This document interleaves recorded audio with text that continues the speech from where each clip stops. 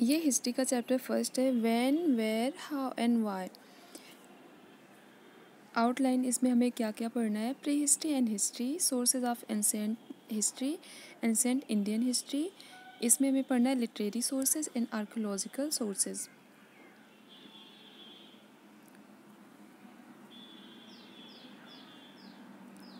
What is history? सबसे पहले अगर हम हिस्ट्री पढ़ते हैं तो ये हमें समझना होगा कि हिस्ट्री है क्या वास्तव में।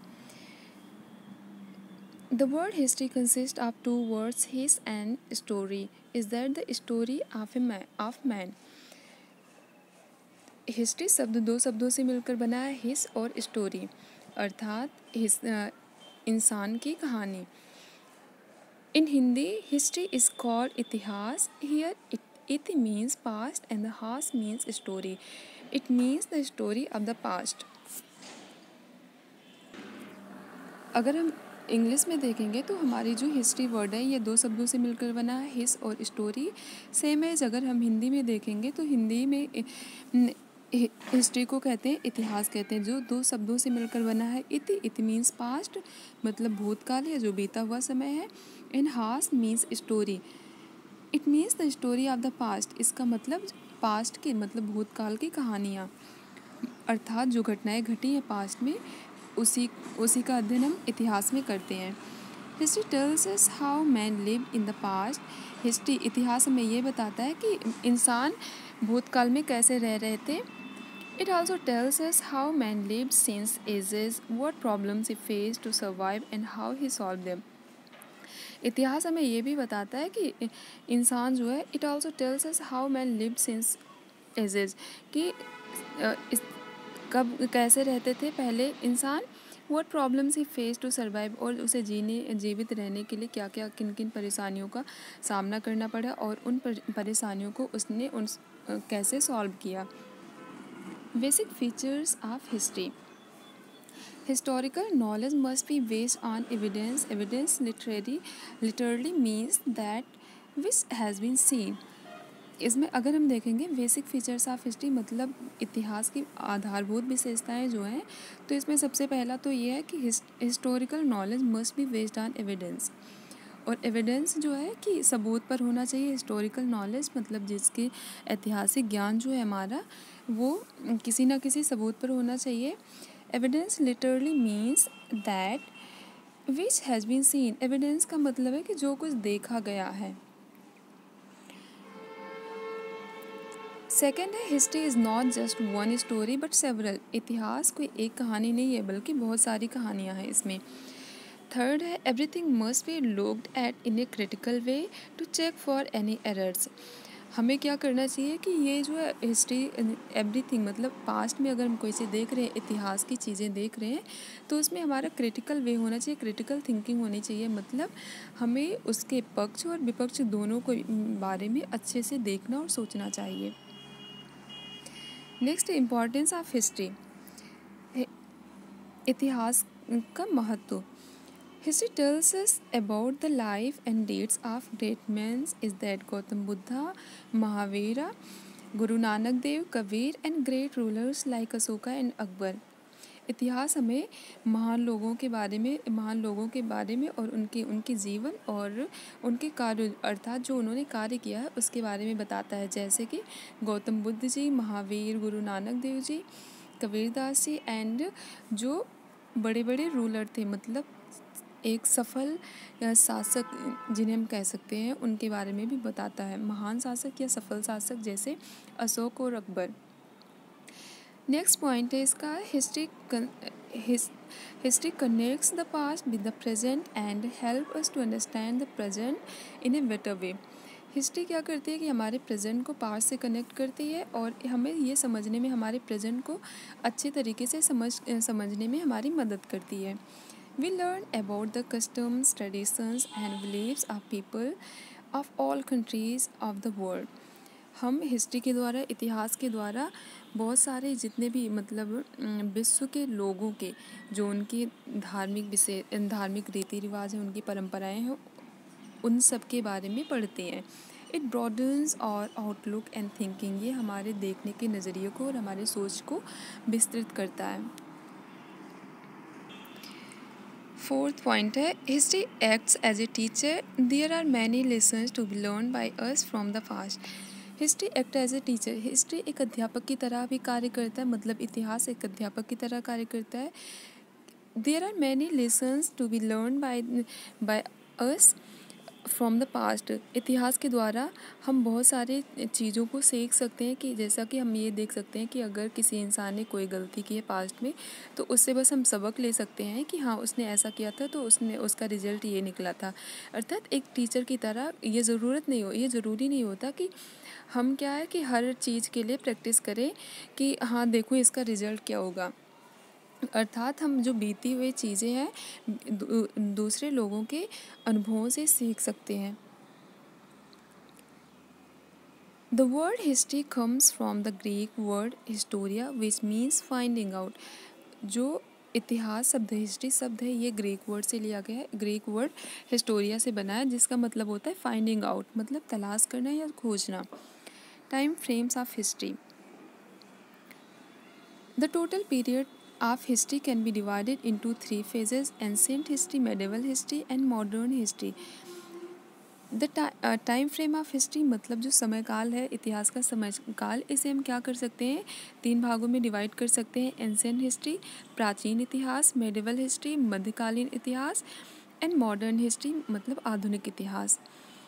The period of ancient history is considered from earliest time up to about 18th century. जो प्रारंभिक इतिहास है या प्राचीन इतिहास है, इसे हम प्रारंभिक काल से लेकर 18वीं शताब्दी तक के टाइम तक का मानते हैं। The period of medieval history is considered from about 8 to 18th century. ये जो है पीरियड ऑफ मेडिवल हिस्ट्री को मानते हैं 8वीं से 18वीं शताब्दी तक का टाइम पीरियड ये मानते हैं। The period of modern history is considered from about 18th century to until now. और जो आधुनिक इतिहास है ये 18वीं सदी से लेकर अब तक हम मानते हैं। अब तक के समय काल को हम या क्या उसमें आधुनिक इतिहास में रखते हैं। Ancient history can be divided into 2 types of time frame.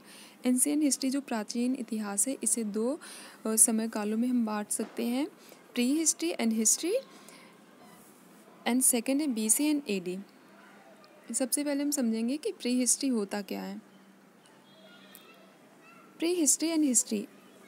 First is prehistory. Prehistory is referred to as the period about which we don't get any information in writing. Prehistory वो समय काल होता है कि जब हमें कोई भी इंफॉर्मेशन कुछ भी मतलब हिस्ट्री के बारे में, जो हिस्ट्री या प्री हिस्ट्री है उसमें हमें कोई लिखित साक्ष्य नहीं मिलता है। और knowledge pre history, our knowledge about them is based on unwritten sources. और हमारा जो ज्ञान होता है उनके बारे में प्री हिस्टोरिक मैन के बारे में वो अनरिटन सोर्सेज पर होता है, मतलब हम ऐसे ही जो साक्ष्य में मिलते हैं हम उनसे पढ़ते हैं, मतलब कोई लिखा साक्ष्य उनके बारे में नहीं होता है। The pre historic people live mainly in the caves. जो प्री हिस्टोरिक पीपल हैं वो मुख्यतः गुफाओं में रहते थे। Their bones, tools and pottery have been found buried in the ground. Their bones उनकी हड्डियाँ, उनके औजार और जो बर्तन वो यूज़ करते थे वे ज़मीन में दबे हुए पाए गए हैं। This object tales us about the life of the pre historic people. ये जो ऑब्जेक्ट हैं, ये जो वस्तुएं हैं, ये हमें प्री हिस्टोरिक पीपल के बारे, प्री हिस्टोरिक लोगों के बारे में बताती हैं। History, the events of the past which are known from written records comprise of history. History इतिहास वो होता है जो अभी तक हमने पढ़ा था प्री हिस्ट्री के बारे में। अर्थात प्री हिस्ट्री टाइम फ्रेम वो है जहाँ पर हमें जो हिस्ट्री के बारे में हम पढ़ते तो हैं लेकिन कोई भी लिखित साक्ष्य नहीं मिला है। नेक्स्ट अब हम देखेंगे history. The events of the past which are known from written records comprise of history. जो रिटन रिकॉर्ड्स होते हैं वहाँ से हम क्या करते हैं, हिस्ट्री मानते हैं। People of that period new the art of writing. उस टाइम के लोग हिस्ट्री इतिहास के लोग जो थे, मतलब हिस्ट्री टाइम के, ये लिखना जानते थे। They wrote on palm leaves on the bark of trees, on stones or on skins of sheep or goat. ये लोग क्या करते थे, इन दे रोड आने पाम लीव्स, जो पाम लीव्स होती थी, पाम की पत्तियाँ थी, वो उस पर लिखते थे। On the bark of trees, पेड़ों की छालों पर लिखते थे। ऑन द स्टोन, पत्थरों पर। And skin of sheeps and goat, जो भेड़ और बकरियाँ होती थी उनकी स्किन पर, उनकी त्वचा पर लिखते थे। Later they use paper to write on, बाद में इन्होंने कागज़ का प्रयोग किया लिखने के लिए। These written records help us to know about the past. ये written records हमें जो ये लिखे साक्ष्य जो होते हैं, ये हमें इतिहास के बारे में जानने में हमारी हेल्प करते हैं, मदद करते हैं। These are called manuscripts because these were written by hand. इन्हें हस्तलेख कहा जाता है, हस्तलिपि कहा जाता है, क्योंकि ये हाथ से लिखे गए थे। Timeline. Historians have divided history into two terms, namely BC and AD. Historians जो इतिहासकार हैं, उन्होंने historians have divided history, इन्होंने इतिहास को दो भागों में विभाजित किया है। into two terms, दो नाम दिए हैं, जिसमें है BC and AD. BC stand for before Christ and AD stand for Anno Domini. BC जो है, BC का फुल फॉर्म है before Christ, and the AD stand for Anno Domini, which means in the year of our Lord. The birth of Jesus Christ is taken as the dividing point of world history. The birth of Jesus Christ का जो जन्म है, जन्म का समय है, is taken as the dividing point of world history. ये विश्व इतिहास को डिवाइड कर दो भागों में बांटने का काम किया इसने, या दो भागों में इसे वर्ल्ड हिस्ट्री में डिवाइड किया गया। The term BC is used when we refer to a year before the year in which Jesus Christ was born. BC का प्रयोग हम वहाँ करते हैं जहाँ पर क्या है कि वो ईसा मसीह के जन्म, BC मतलब बिफोर क्राइस्ट, क्राइस्ट को हिंदी में कहते हैं ईसा मसीह, तो ईसा मसीह के जन्म से पहले का जो समय है उसे कहते हैं BC। और the term AD refers to the number of years which have passed since the time when Jesus was born. और AD का प्रयोग करते हैं वो समय पीरियड बताने के लिए जिसमें क्या है कि एनो डोमिनी मतलब number of years which has pass since the time when Jesus was born, कि जीसस क्राइस्ट के जन्म के बाद का जो समय काल है ना, उसे AD में बताते हैं। क्वेश्चन है इसमें, why do you think the age when early man lived is referred to as BC, कि जो अर्ली मैन थे वो BC में रहते थे, अब उसे ऐसा क्यों? आदिमानव काल को हम आप ऐसा क्यों सोचते हो कि आदिमानव काल को हम BC में रिफ़र करते हैं? नेक्स्ट है जियोग्राफिकल इन्फ्लुएंस ऑन हिस्ट्री। इतिहास पर जो भौगोलिक प्रभाव है उसके बारे में हम पढ़ेंगे। Geographical features have influence the history of India to a great extent. Geographical features have influenced the history of India to a great extent. भारतीय इतिहास को भौगोलिक विशेषताएं, मतलब जो भौगोलिक विशेषताएं थी उन्होंने भी बहुत ज़्यादा प्रभावित किया, काफ़ी हद तक प्रभावित किया है। The Himalayas in the north have protected India against central Asian invasions and harsh weather. The Himalayas in the north, उत्तर का जो हिमालय है प्रोटेक्टेड, वो भारत को प्रोटेक्ट करता है against central Asian invasions and harsh weather. However, the passes located in the northwest allowed the invaders to enter India in ancient time.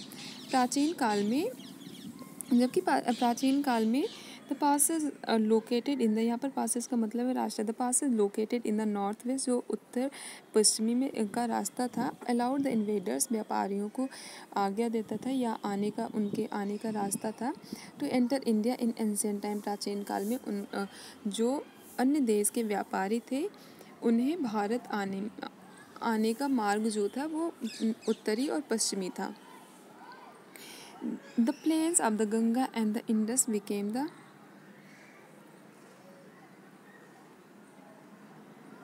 cradle of several kingdoms in the past. जो गंगा और Indus valley का जो मैदान था वो वहाँ पर बहुत सारी सभ्यताएं पनपी। Cradle of several kingdoms in the past, मतलब भूतकाल में वो कई राज्यों की राजधानी थी। Many favorable conditions helped the civilization to flourish in the river valleys. बहुत सारी जो अनुकूलित परिस्थितियाँ थी, उन्होंने वहाँ के आसपास मतलब जो नदियाँ थी, नदी घाटियाँ थी, उनके पास में जो सभ्यताएं थी उन्हें पनपने में मदद की। फर्स्ट है abundance of water to support life, वहाँ पर पर्याप्त पानी होता था। Fertile soil which help crop to grow, fertile वहाँ पर उपजाऊ भूमि होती थी जो कि फसलों को उगने में मदद करती थी।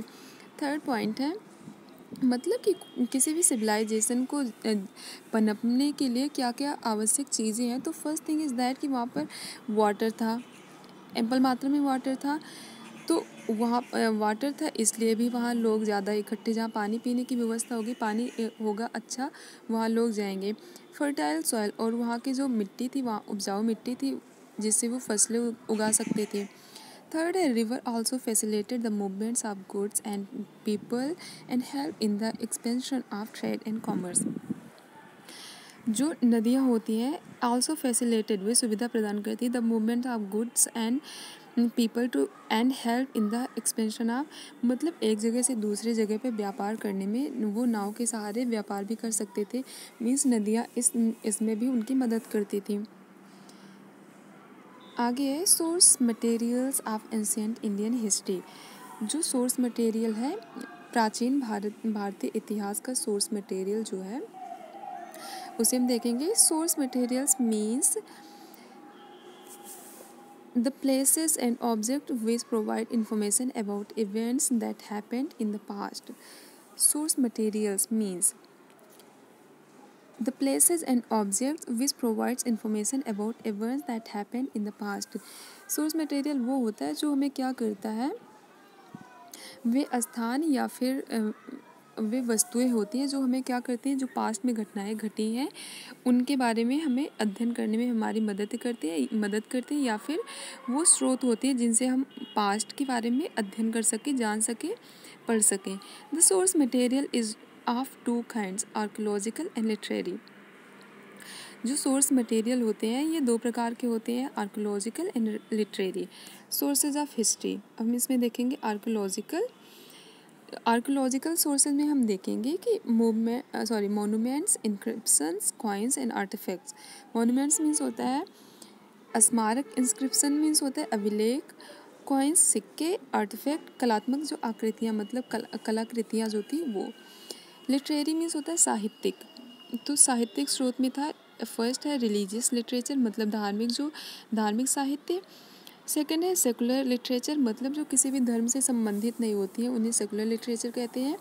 ट्रेवलर्स अकाउंट, एंड थर्ड है कि ट्रेवलर्स अकाउंट जो भी यात्री थे वो यात्रा करके गए, जैसे कोई यात्री आया और यात्रा करके गया और उसने उस जगह के बारे में जहाँ पर उसने यात्रा की उसके बारे में लिखा, तो ये जो है अपनी यात्रा का वर्णन किया, इसे कहते हैं ट्रेवलर्स अकाउंट्स। नेक्स्ट हम देखेंगे आर्कियोलॉजिकल सोर्सेज में हम देखेंगे we can know the history and civilization of ancient people by examining the remains of their buildings, their tools and some other objects. We can know the history and civilization of ancient people, जो प्राचीन काल के लोग थे उनके इतिहास को, उनकी सभ्यताओं को जान सकते हैं bye examining the remains of their buildings, जो उनके द्वारा बनाए गए घर थे, ठीक है, उनके द्वारा यूज किए गए जो टूल्स थे, औजार थे, एंड सम अदर ऑब्जेक्ट, और कुछ भी अन्य जो चीज़ें जो उन्होंने प्रयोग की थी उन सब के आधार पर हम उनके बारे में जान सकते हैं उनका अध्ययन करके। The study of these object is called archaeology, और इन सारी चीज़ों का अध्ययन करना ही आर्कियोलॉजी कहलाता है।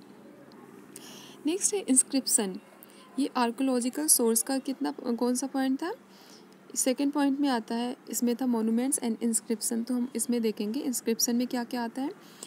The inscriptions engrave on stones, copper plates etc provides us information about important events of ancient rulers. Inscription means होता है अभिलेख, जैसे जो प्राचीन काल के शासक थे उन्होंने क्या किया था, वे पत्थरों पर अपने शासनकाल के बारे में जो कुछ भी उन्हें ज़रूरी लगता था वो उन्हें उस पर खुदाई करके लिखवा देते थे, या फिर कॉपर प्लेट, तांबे की प्लेटों में लिखवाते थे, जो कि जिससे क्या है हम उनके बारे में इंफॉर्मेशन प्राप्त करते हैं।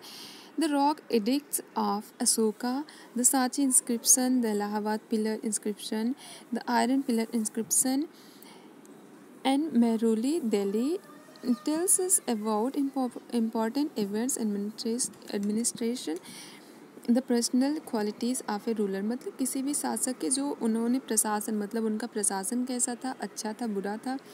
मोस्टली बुरा तो कोई नहीं लिख पाएगा कोई शासक अपने जीते हुए, मतलब अपने उनका शासन काल कैसा था, उन्होंने क्या क्या चीज़ें लागू की थी, क्या क्या बनवाया था, इन सब के बारे में वो बड़े बड़े खम्भों पर लिखवा देते थे या फिर पत्थरों पर वो खुदाई करके लिखवा देते थे। सेम एज अगर उन्हें कोई अपने शासन से रिलेटेड कोई चीज़ अनाउंस करना होता था, जैसा कि अब तो हम देखते हैं कि फ़ोन पे हमें मैसेज मिल जाता है, उस टाइम हम उस टाइम ये होता था कि पत्थर पे खुदाई करके वो जहाँ पर वो लोग ज़्यादा आते जाते थे, अपनी कोई आदेश उन्हें देना होता था, सार्वभौमिक आदेश देना होता था, तो वो ऐसी जगह पे पत्थरों के ऊपर अपना जो उन्हें सूचना देनी होती थी वो खुदाई करके पत्थरों पर और उस रास्ते पे, मतलब बीच रास्ते पर वो रखवा देते थे कि जैसे लोग आने जाने वाले पढ़ें और वो समझ सकें कि राजा की तरफ से क्या आदेश दिया गया और किस चीज़ के लिए दिया गया है। नेक्स्ट है coins. The study of coins is known as numismatic. सिक्कों के अध्ययन को कहते हैं numismatics. They are made of gold, silver, copper and nickel. इनका ये सिक्के जो है ये गोल्ड, सिल्वर और कॉपर और निकल के बनाए गए थे। The coins wear many figures and portrait of rulers who issued them. ये जो कॉइन्स होते थे, मतलब जो भी राजा सिक्के जारी करवाता था अपने शासनकाल में, उस पर क्या होता था, उस पर कुछ चित्र होते थे और वो जो शासक जारी करवाता था उसके भी चित्र हुआ करते थे सिक्कों पर। The coins have become the most important source of the history of ancient India. प्राचीन भारत के इतिहास के अध्ययन का जो कॉइन्स है ये the coins have become the most important source, ये महत्वपूर्ण सोर्स होता है। मतलब प्राचीन भारत के इतिहास में कॉइन्स ने जो महत्वपूर्ण स्रोतों में से एक है सिक्के। जैसा कि हम अब भी देख सकते हैं कि जो वर्तमान समय में हम जो सिक्के होते हैं, आप कोई भी सिक्का देख लो उस पर कुछ ना कुछ ज़रूर बना होगा और लिखा भी होगा। सेम है जैसे जो प्राचीन काल के सिक्के होते थे उसमें जो राजा होता था, शासक जो होता था, उसके जो राजा सिक्के जारी करवाता था उसकी इमेज होती थी और भी कुछ पोर्ट्रेट होते थे। नेक्स्ट है मोनूमेंट्स, स्मारक। Ruins of the buildings, caves, stupas and temples are of great historical importance। जो टूटी हुई या बर्बाद इमारतें कह सकते हैं, टूटी फूटी इमारतें, स्तूप्स जो होते हैं, गुफाएं, मंदिरें, जो प्राचीन काल की मंदिरें हैं, ये भी क्या है, ये हिस्टोरिकल इम्पोर्टेंस की होती हैं। मतलब ये इनसे हम क्या करते हैं, महत्वपूर्ण स्रोत माने जाते हैं ये हिस्ट्री के। Stupas at Varhat and Sachi and the caves at Ellora and Ajanta tells us a lot about the religion and art of ancient India।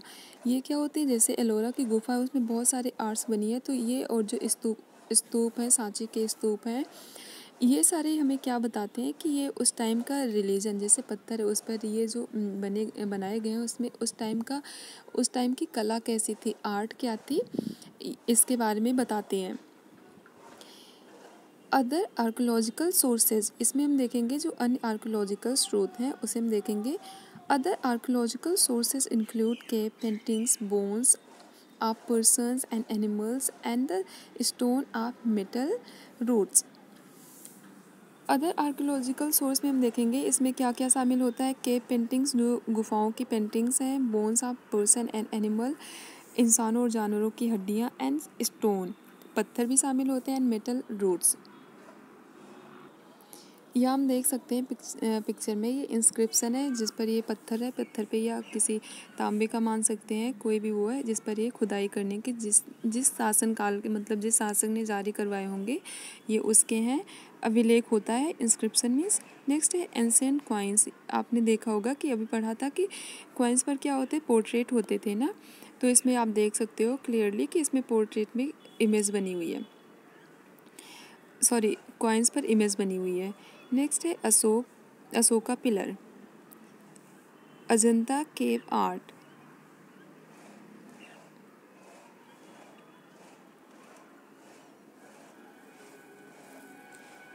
Literary sources. अब हमने आर्कोलॉजिकल सोर्सेज में हमें 3 चीज़ें पढ़नी थी। एक तो पढ़नी थी इंस्क्रिप्शन था, मोनूमेंट्स एंड इंस्क्रिप्शन। नेक्स्ट था कॉइन एंड थर्ड जो था वो था आर्टिफैक्ट। अब हम देखेंगे दूसरा जो है सोर्स, इसे देखेंगे लिटरेरी सोर्स में। Early man gradually develop language.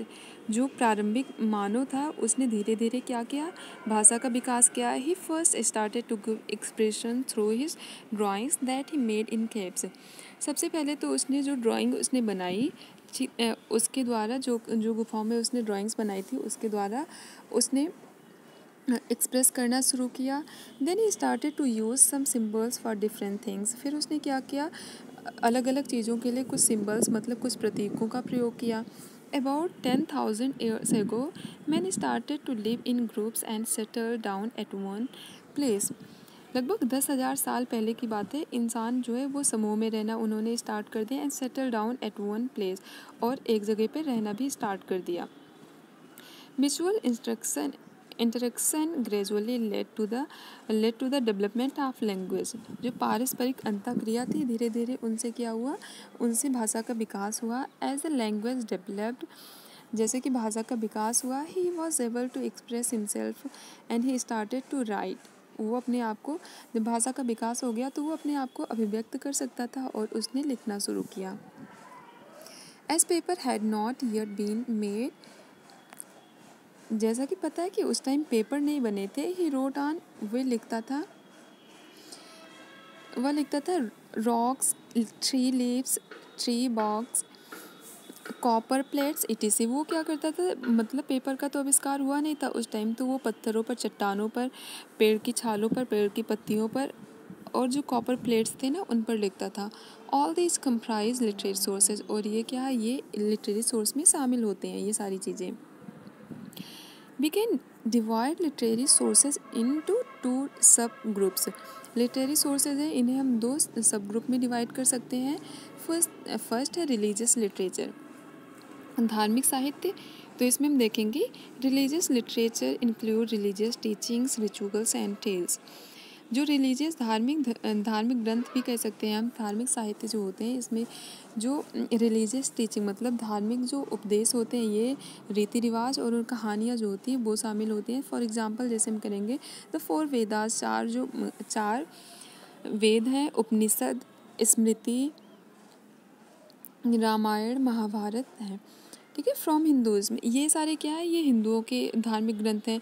The Tripitaka, Jatakas, it is from Buddhism. जो त्रिपिटक है और जातक कथा है ये बौद्ध धर्म से संबंधित है। And the angas from Jainism, ये जो अंगस है ये जैन धर्म के लोगों का धार्मिक ग्रंथ है। नेक्स्ट है secular literature. This type of literature comprise poetry, stories, play, travel accounts. ये जो सेकुलर लिटरेचर होते हैं इनमें ये शामिल होते हैं कि ये कविताएं, कहानियाँ होती हैं या फिर किसी की यात्रा का वर्णन होता है, साथ ही साथ नाटक भी होता है इसमें। कौटिल्यास अर्थशास्त्र deals with the Mauryan rule. Kautilya ने अर्थशास्त्र नामक बुक लिखी है और ये जो है मौर्य काल के जो मौर्य शासन था ना उसके बारे में बताता है। Vishakha Datta's Mudra Rakshasa deals with the rule of Nandas. Vishakha Datta ने मुद्रा राक्षस नामक पुस्तक लिखी है जिसमें उन्होंने नंद वंश के शासन के बारे में लिखा है। Banabhatta's Harshacharita gives valuable information about king Harsha. जो बाणभट्ट ने हर्षचरित नामक ग्रंथ लिखा है वो किंग राजा हर्ष के बारे में महत्वपूर्ण जानकारियाँ देता है। King Harsha wrote 3 books. King Harsh मतलब राजा हर्ष ने भी 3 बुक लिखी है, नागानंदास, रत्नावली एंड प्रियदर्शिका। अर्थात राजा हर्ष ने 3 बुक लिखी है जिसका नाम है नागानंदा, रत्नावली और Priyadarshika. Chand Bardai's Prithviraj Raso tells us about the exploit of Prithviraj Chauhan. Chand Bardai ने लिखा है पृथ्वीराज रासो, जिसमें से पृथ्वीराज चौहान के एक्सप्लॉइट का वर्णन किया गया है या उनके बारे में बताया गया है। Kalhana Rajatarangini deals with the history of Kashmir. Kalhana ने राजतरंगिणी नामक बुक लिखी है जिसमें जो कश्मीर के इतिहास के बारे में मतलब जिसमें कश्मीर के इतिहास का वर्णन किया गया है। Kalidasa wrote Shakuntalam Meghaduta and Malavikagnimitra. कालिदास ने लिखा शकुंतलम लिखा है, मेघदूत लिखा, मेघदूत शकुंतलम और मालविकाग्निमित्रम नामक बुक लिखी है, यह मालविकाग्निमित्रा। ट्रेवलर्स अकाउंट, जो यात्रियों के मैंने कहा था ना कि जो यात्री कहीं से यात्रा करके गए हैं, किसी देश में यात्रा की और वो गए उसके बारे में अपनी यात्रा के बारे में लिखा, उसे ही कहते हैं ट्रेवलर्स अकाउंट। नेक्स्ट देखते हैं ट्रेवलर्स और travel accounts were written by travellers who visited our country. अब हम यही जो मैंने कहा था वही है कि जो ये हमारे देश की यात्रा करके गए हैं और उसके बारे में लिखा है, ये वो होता है travel account. And they depicted the prevailing events and society in great details। उन्होंने जो उस टाइम का समाज था और वहाँ के होने वाली जो घटनाएं थी, समाज कैसा था, उन सब के बारे में उन्होंने डिटेल में लिखा है। Megasthenes came from Greek and road the indica in which mention the modern administration and society. Megasthenes एक ये ग्रीक के मेगास्थनीज जो है ग्रीक के निवासी थे और ये इन्होंने इंडिका नामक बुक लिखी है जिसमें उन्होंने जो मौर्य काल के प्रशासन और वहाँ उस समय के जो समाज थे, उस समय के समाज और वहाँ के मतलब मौर्यकालीन प्रशासन के बारे में वर्णन किया या लिखा है। Ptolemy, a Greek traveler, wrote the geography, giving a detailed geographical account of India। Ptolemy जो है ये भी एक ग्रीक के यात्री थे, ग्रीक से आए हुए थे। रोड द जियोग्राफी गिविंग, ये भारत आए थे और इन्होंने भारत के बारे में एक जियोग्राफी नामक बुक लिखकर उसमें से भारत के जो भौगोलिक विस्तार है उसके बारे में लिखा इन्होंने। The travellers from China were Fahan, Wensong and Tezing, all of them have written in detail about India। जो चाइना के यात्री थे, चाइना से आए थे यात्री फहान, वैनसोंग, तेजिंग, इन्होंने भी भारत के बारे में डिटेल में लिखा है। नेक्स्ट हम देख लेते हैं जो ये कीवर्ड्स हैं, की लाइंस हैं। History, the term is referred to as the period about which we have no written records. Prehistory वो समय काल होता है, इतिहास का वह समय काल होता है जिसमें हमें कोई भी लिखित साक्ष्य नहीं मिलता है। नेक्स्ट है हिस्ट्री, इतिहास, the term is referred to as the period about which we have written records. History जो है इतिहास का मतलब वह समय काल जिसके बारे में हमें लिखित रूप में मिलता है, जानकारियाँ मिलती हैं, उन्हें हम कहते हैं history. Inscription, the words carved on metals and rocks। Inscription वो होता है, मैन्युस्क्रिप्ट होता है a book written by hand. Manuscript जो होती है वो हस्तलिपि होती है, इसे हाथ से लिखा जाता है। Archaeology, A branch of knowledge that examine physical remains of the past. ये आर्कोलॉजी वह होता है जो क्या करते हैं, जो प्राचीन काल की चीज़ें हैं उनका अध्ययन करता है। एक्सकवेशन होता है digging of ground in search for old buildings and other objects. Excavation वो होता है कि जो प्राचीन काल की जैसे ज़मीनों की खुदाई करना, जहाँ पर क्या होता है डिगिंग ऑफ ग्राउंड की ज़मीन की खुदाई करना, in search of old buildings, जो पुरानी बिल्डिंगें, पुरानी इमारतों के बारे में, और जो पुरानी ऑब्जेक्ट है मतलब पुरानी जो वस्तुएं हैं उनके बारे में क्या करते हैं कि अध्ययन करने के लिए, जैसे उम्मीद होती है कि कहीं पर ये प्राचीन काल की चीज़ें यहाँ हो सकती हैं या कोई बिल्डिंग है इस ज़मीन में नीचे दबी हो सकती है, तो ये जो है एक्सकवेशन मतलब उसमें हम क्या करते हैं कि उस स्थान विशेष की खुदाई करके वहाँ का अध्ययन करते हैं।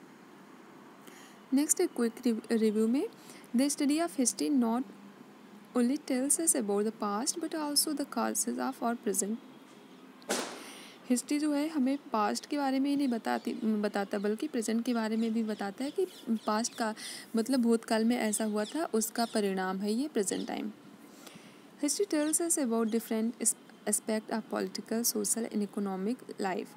हिस्ट्री जो है इतिहास हमें क्या करता है, प्राचीन काल के जो राजनीतिक, सामाजिक और आर्थिक जीवन था उनके बारे में बताता है। The total period of history can be divided into 3 periods, ancient, medieval and modern. जैसा कि हमने पहले ही पढ़ा था कि जो इतिहास के टोटल जो इतिहास का है इसे हम क्या कर सकते हैं, 3 भागों में डिवाइड कर सकते हैं, प्राचीन इतिहास, मध्यकालीन इतिहास और मॉडर्न मतलब आधुनिक इतिहास। No written records are available for prehistory while history is based on facts. जो प्री हिस्ट्री है इसमें हमें कोई भी रिटन रिकॉर्ड्स नहीं मिले हैं, लिखित साक्ष्य नहीं मिले हैं, जबकि जो हिस्ट्री है इसमें हमें लिखित साक्ष्य मिले हैं। Sources of history can be divided into literary sources and archaeological sources. अगर आपसे पूछा जाए कि हिस्ट्री इतिहास के जो स्रोत हैं इसे कितने भागों में डिवाइड कर सकते हो, तो आप कह सकते हो कि इसे 2 भागों में डिवाइड किया गया है। फर्स्ट है literary sources and the other one archaeological sources. Archaeological sources में आपने 3 चीज़ें पढ़ी हैं, इंस्क्रिप्शन एंड मोनूमेंट्स, उसके बाद में कॉइन्स और क्या था, लास्ट वन था आर्टिफैक्ट। और इसमें देखा था जो लिटरेरी सोर्स था इसमें भी आपने 3 चीज़ें पढ़ी हैं, रिलीजियस लिटरेचर, सेकंड है travellers account and fourth one है secular literature. Literary sources can be religious और सेकुलर, ये बताया गया कि रिलीजियस भी हो सकते हैं, सेकुलर भी हो सकते हैं। Archaeological sources include monuments, coins, inscription, paintings, cave art etc। Questions देखते हैं। आई होप आपको ये चैप्टर अच्छे से समझ में आ गया होगा। First, what helps us to know our past. हमारी कौन सी मतलब पास्ट को समझने में हमारी क्या मदद करती है। सिंपल है, हिस्ट्री मदद करती है। For which period are no records available. किस पीरियड के लिए कोई भी रिटन रिकॉर्ड्स नहीं है, कोई भी लिखित साक्ष्य नहीं है। प्री हिस्ट्री के लिए what is the full form of AD. AD का फुल फॉर्म क्या है, तो एनो डोमिनी। नेक्स्ट है फोर्थ क्वेश्चन है which book tells us about the exploit of Prithviraj Chauhan. तो ये हमें बताती है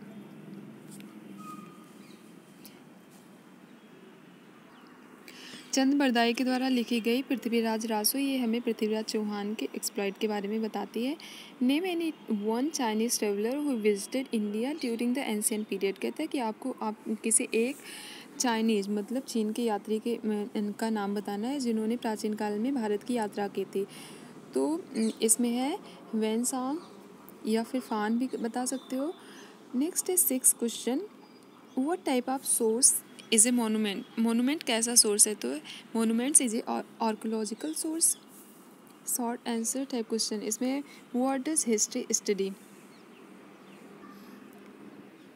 आई थिंक आप लोगों को समझ में अच्छे से आया। अगर ये चैप्टर समझ में अच्छे से आया होगा तो कमेंट करके ज़रूर बताना।